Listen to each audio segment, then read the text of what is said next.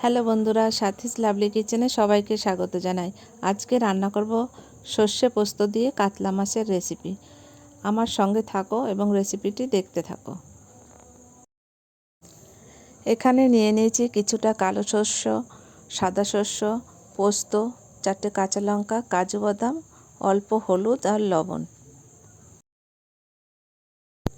সমস্ত মশলা একটা মিক্সিং গ্রাইন্ডারে দিয়ে সুন্দর একটা স্মুথ পেস্ট বানিয়ে নেব।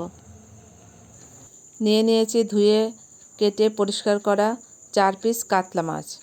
এখন মাছের উপর দিয়ে দেব লবণ আর হলুদ, আর হাত দিয়ে সুন্দর করে মাছগুলোর গায়ে লবণ হলুদ মেখে নিয়ে নেব।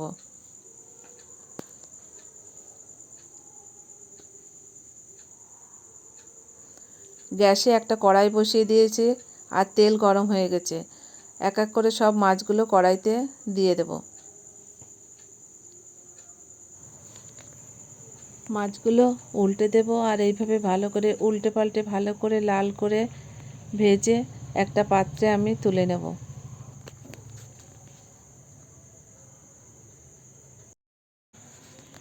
এই মাছ ভাজা তেলের ভিতর ফোড়নের জন্য দিয়ে দেব কালো জিরে আর একটা শুকনো লঙ্কা।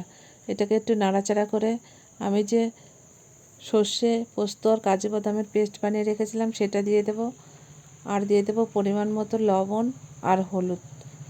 এবার সব একসঙ্গে ভালো করে নাড়াচাড়া করে ভাজা মাছগুলো কড়াইতে দিয়ে মশলার সঙ্গে একটুখানি রান্না করে নেব। ঝোলের জন্য দিয়ে দেব মিক্সচারের বাটি ধোয়া গরম জল। একটু নাড়াচাড়া করে একটা ঢাকনা চাপা দিয়ে কিছু সময় রান্না করে নেব। এবার ঢাকনাটা তুলে নেব। দিয়ে দেব কিছুটা চিনি। এখন দেব 2টো কাঁচা লঙ্কা আর কিছুটা কাঁচা সর্ষের তেল। গ্যাসটা বন্ধ করে দেব। আর তোমরা বাড়িতে একবার ঠিক এইভাবে রান্না করে খেয়ে দেখো।